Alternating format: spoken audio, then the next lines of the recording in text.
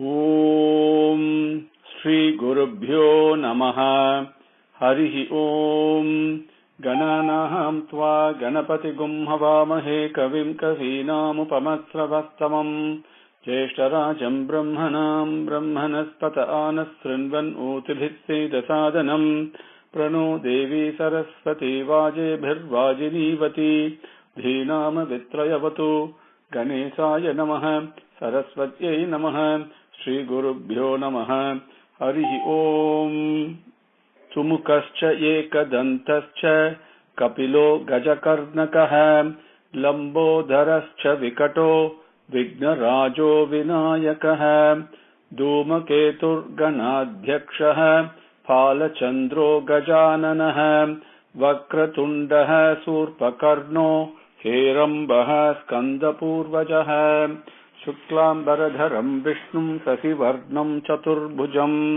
Prasannavadanam Dhyayet Sarva Vignopashantaye Yasya Dviradavaktradhyaha Parishadhyaha Parasatam Vignam Nignanti Satatam Vishvaksenam Tamasraye Gurur Brahma Gurur Vishnu Gurur Devo Maheswaraha Guru Sakshat Parabrahma Tasmai Shri Gurave Namaha Shri Rama Rama Rameti Rame Rame Manorame Sahasranama Tattulyam Rama Nama Varanane Shri Rama Rama Rameti Rame Rame Manorame Sahasranama Tattulyam Rama Nama Varanane Shri Rama Rama Rameti Rame Rame Manorame Sahasranama Tattulyam Ramanama Varanane Shri Ramanama Varanane Om Namayiti Yatra Yatra Raghunatha Kirtanam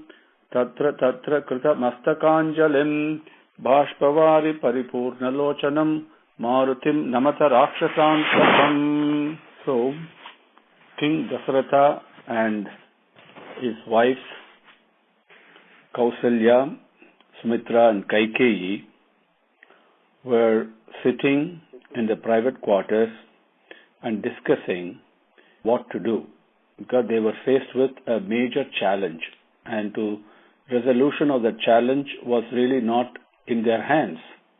They did not know what to do. So, as Dasharatha shared his opinions, his wives also agreed with him, and they said, the best thing that we can do is to let us consult with our preceptor, our Acharya, our Guru, Vasishtha, and he will definitely have a solution for this. So next day, they called a gathering of the various pundits and scholars and ministers and everyone, and also respectfully requested Vasishtha also to grace the occasion to come. He came, and the king got up and outlined the scope of the problem. And he said he was getting advanced in age, and till there is no son born to take after the duties after his time was over. So that's the challenge that he was faced with, and what to do. Now at that time, Ramantra, his close friend and of course one of his ministers, got up and he spoke. Dasharatha told him, King, mind is a very peculiar thing. He said, mind takes a very peculiar form. See, in spite of repeated births, while the body perishes and then another birth is taken, the mind does not change. The nature of the mind does not change. And even though the body appearance keeps changing, every birth we take, but the mind remains the same. And what does the mind do? It sows the seeds of desire, and from that seeds of desire that has been sown, a tree of action comes up. And what does the tree of action do? It yields fruits of discontentment, leading to ashanti, restlessness. This is what happens. And what you have to do, you have to steady the mind. You have to focus the mind and at the lotus feet of the Lord. And the nature of the mind is being unsteady. It's not only unsteady, unstable, it's also sanchalam. It moves from place to place. So the way to do that is to help achieve that concentration and to pray to Bhagavan. Why don't you perform an Aswamedha Yagam, he suggested. Aswamedha Yagam. And what does it mean? Aswam means it's actually horse. Okay? And what is the nature of a horse? A horse is never stable. It is always unsteady. You will never find a horse standing still. Something or other will always be moving. And Medham denotes the buddhi, the intellect. So by performing the Aswamedha Yagam, here Aswa means horse, also it denotes the unstable nature of the mind. So using buddhi to control over the mind, because that is why buddhi has been given, by performing this yagam, then you will be able to steady your mind. Your buddhi will become very strong and very powerful. So why don't we perform the Aswamedha Yagam? And then Vasishtha also thought about it. He closed his eyes, went into his dhyanam. After some time, he opened his eyes, and he said, Maharaja, you don't have to worry about this. Do not grieve about this. Ayodhya will not be rendered masterless. She will not suffer widowhood. No, there will be a king to take care of her. Not only that, the kingdom will remain very happy, very joyous, and it will be very prosperous and very healthy in unbroken festivals and evergreen with the various green festoons, like Mavalai as we call in Tamil. So all those things, decorations will always be there, always denoting great joy and happiness. And not only that, Ayodhya also will be the guardian of Dharma. And associated with Dharma, the various arts and music and all that will thrive. Because when you have right living, everything else comes along with it. And so it will be full of joy and music and dharmic living, and the happiness and the contentment and the bliss that comes only from dharmic living. One thing I will not agree, Maharaja, said Vasishtha, is to bring some other prince from some other place and make him the ruler of this kingdom. No, we don't have to do that. And while the grace of God is there, while it's inscrutable, it is also plentiful. And what you are doing all your life, what Dasharatha has been doing, he's been leading a life of Sathya and Dharma, always taking care of the needs and the welfare and the well-being of all the citizens. And he never spoke lie, always following Satyam and Dharmam and Shanti and Prema, with tremendously loving, and Ahimsa, absolutely non-violent, even though he was a great warrior. And so this Bhagavan will protect you for what you have done, for the devotion and the bhakti and the dedication and the discipline, the duty, the determination with which you have been carrying out your duties will not go in waste. Bhagavan will definitely bless you. So what you have to do, you undertake a vratam now, a vow, and to conduct Putra Kameshti Yaga. Putra Kameshti Yagam.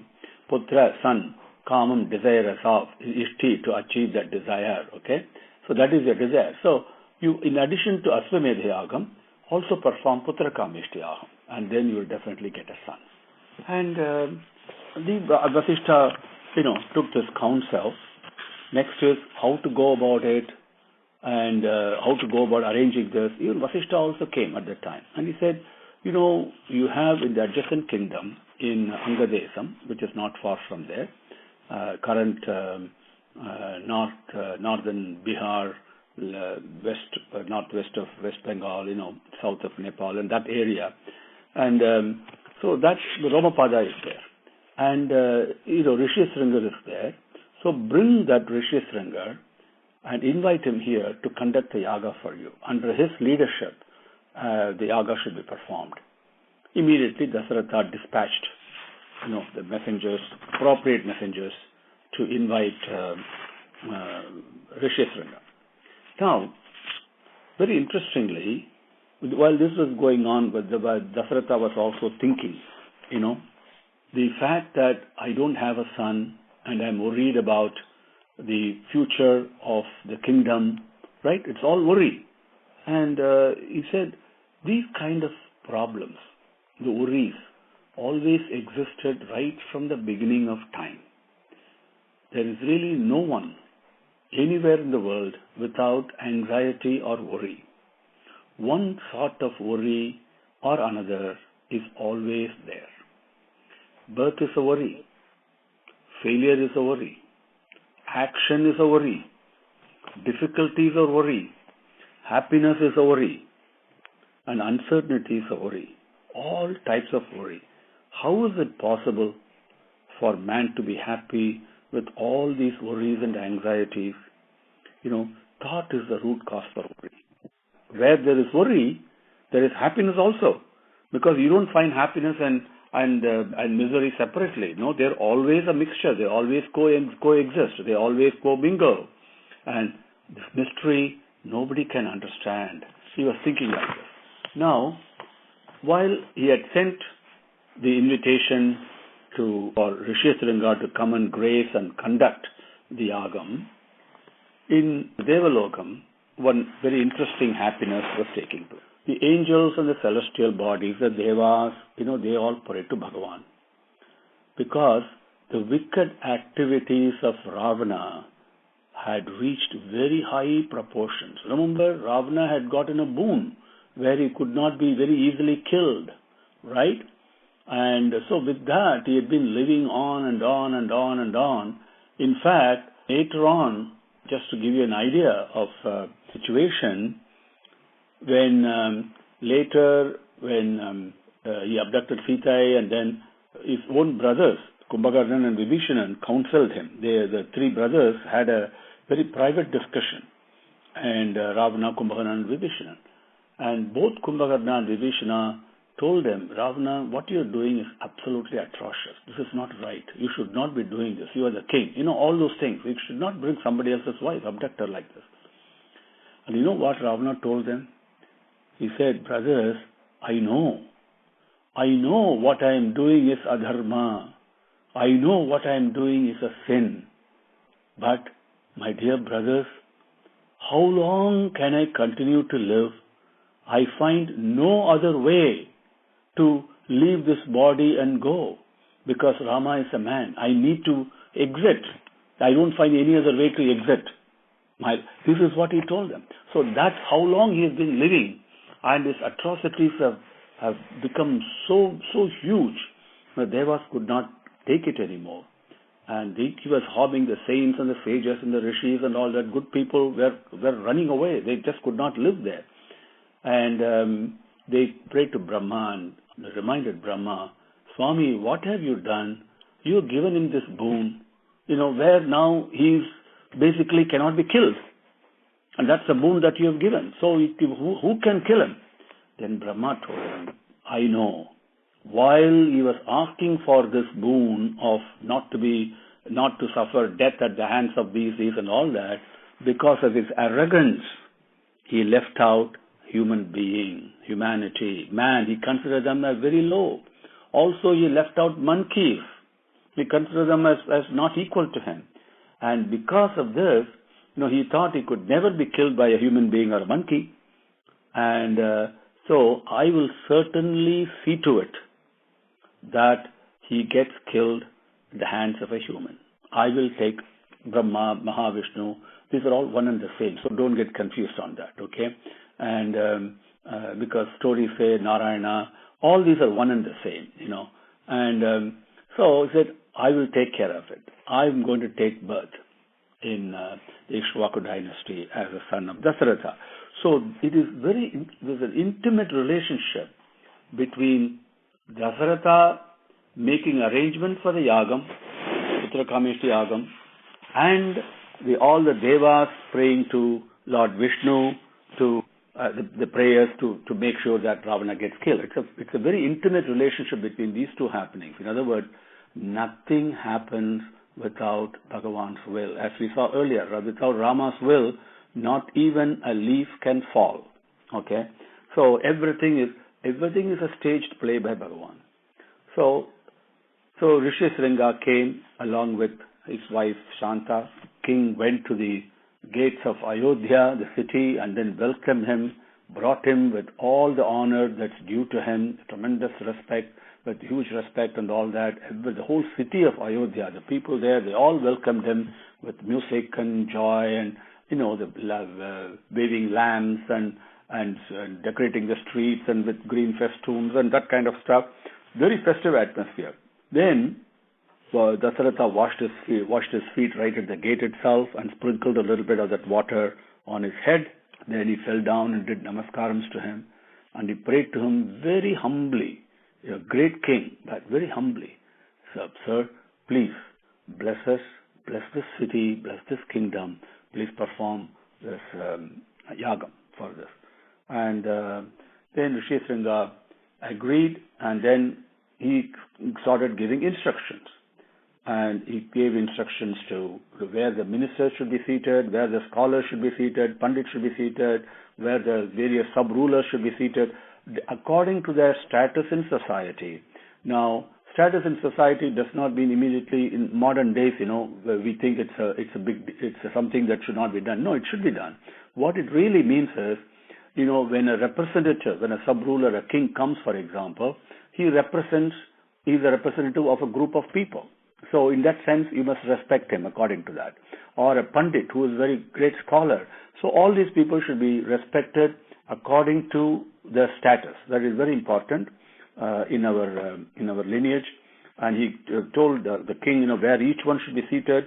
And then he also said, Maharaja, you should sit on the throne. Then he described the various processes for the ceremony.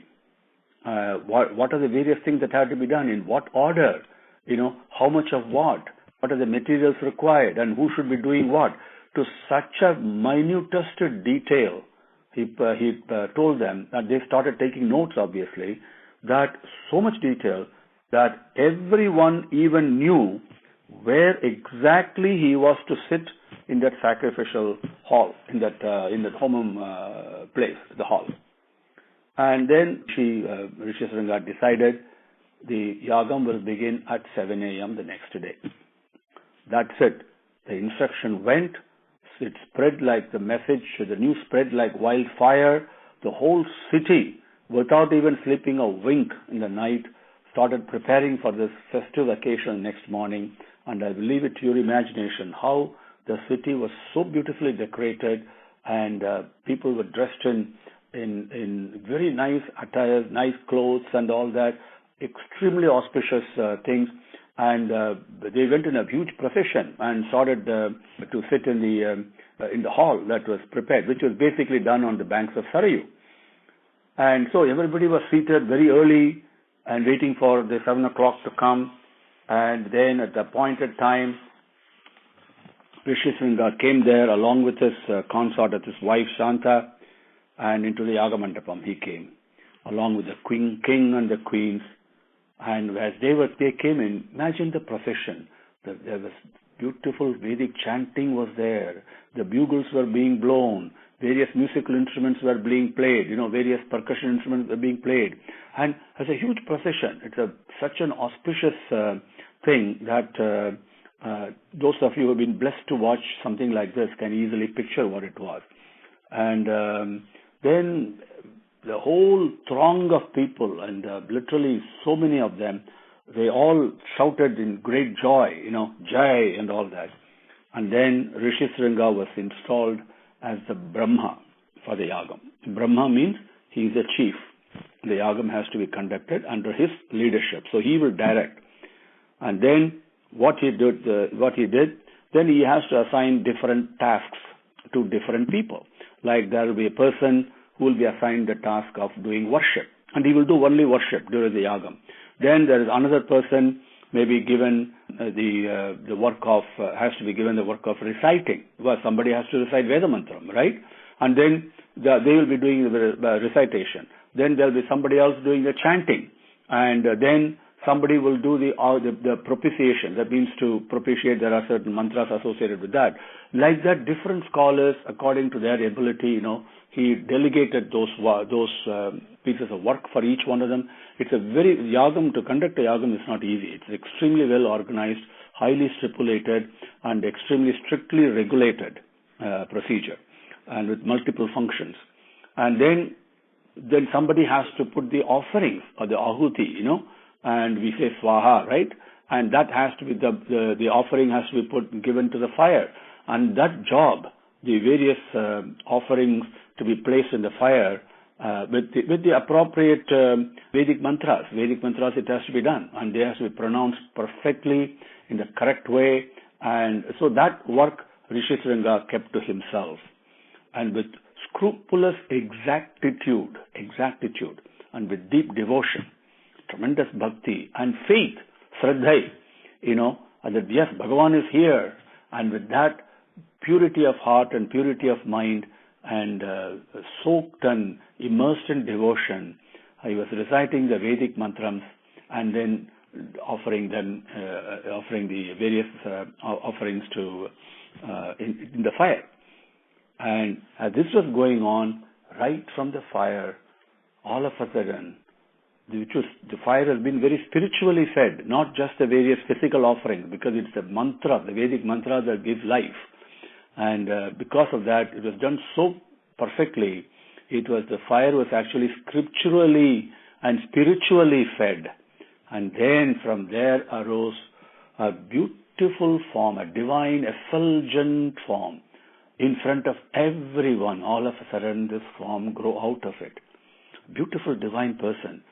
And he was shining with an effulgence that was blinding, actually. With a splendor was blinding. And it's like a stroke of lightning it was. And when people saw that, of course he held a very bright vessel in his pot in his hand. And everybody saw this, they were wonderstruck. Immediately they became frozen, because this is something that we can't even imagine. And the whole place, the concourse, the Yagamanta, became absolutely silent, and everybody was gazing at this divine form that is come out of that fire with a golden pot, shining pot in its hand. And they looked at this thing. There were mixed emotions among different people. Some were absolutely wonderstruck, some were in awe, and some were afraid, and some were very happy. But they were all overwhelmed with this onrush of this bliss and mystery. And the Dasharatha and the queens, they were shedding tears of joy. They couldn't control themselves. And they looked at this divine person, effulgent form, folded their hands and prayed to him with folded palms. Now Rishisringa was the only one who was not disturbed even in the least. He continued with equanimity, with absolute poise. And as exactly the Vedas prescribe, he was continuing to offer the oblations into the fire and chanting with appropriate Vedic mantras. He never stopped. Then suddenly a voice, thunderous, loud voice came from the sky above, resounded from the sky above. The moment the sound came, Rishisringa sat aghast, sat straight. He stopped what he was doing and then listened to what that voice was saying, what the message was. And the message was, the voice said, "O Maharaja, accept this vessel, accept this pot, and give the sacred payasam, food that has been brought in that pot, in appropriate shares to your 3 queens." The voice announced it. And then the divine person, the effulgent form, placed the cup containing the pot, the vessel containing the payasam, in king's hands, and he disappeared into the flame where he came from. Now the joy of the people, the princes, the various people, the pandits and the scholars and the rishis who witnessed this magnificent the manifestation of the signal grace of Bhagavan, they had no bounds. It was limitless. They were so happy. And then very soon Rishyasringa finished, concluded the Yagam with appropriate ending, and Maharaja returned to the palace along with the queens with the sacred, with the vessel, the sacred vessel gifted to him, with the payasam in it, and he entered the palace. Now it is very interesting. Here there are scholars have interpret in different ways as to how this payasam was distributed among the three wives. Now, Dasharatha distributed the payasam equally to all the three wives because he had equal love to them. He had no differentiation, no difference. But people speculate that, half was given to this wife, and then 1/3 here and 1/4 there and 1/8 there and all these things. And some people say, because Kaikeyi had the boon that person who was going to be born to her must become the king, therefore half the portion was given to her.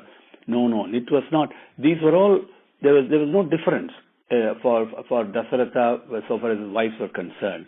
And the errors, some mistakes in the way the story has been narrated is there, but actually speaking, there was no mistake in the sacred history, because the three wives is very important. One of you asked a question yesterday was when Dasharatha gave away his only daughter to Ramapada as a charity, to share that, to eliminate the misery of another person. Was that done unilaterally, or did he consult with his wife? No, these are all our thinking, our limited thinking, that we must shape as Dayananda Swami said, we must, when we hear these holy scriptures and these holy Itigasas and the sacred Puranas, we must shape our understanding to the teachings in those scriptures. We should not attempt to shape the teachings to our understanding, because we are trying to grow out of our limited understanding. So what happened? Because it was natural among the three wives, because remember I mentioned to you, even though they were in three bodies, they were actually as one. They really in complete harmony with each other. Now, our problem is we are not in harmony with each other, so we find differences. But momentarily, when we experience harmonious relationship with a fellow human being, even it could be just for a moment, that you will experience the oneness, and that is what they experienced.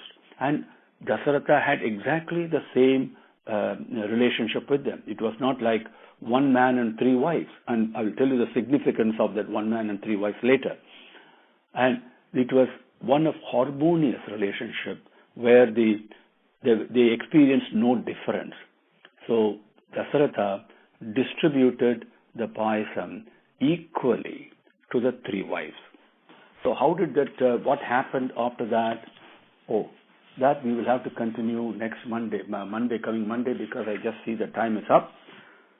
So with Swami's grace, we will stop here today and take up how the payasam was, found its final end goal, and then move on Monday, coming Monday.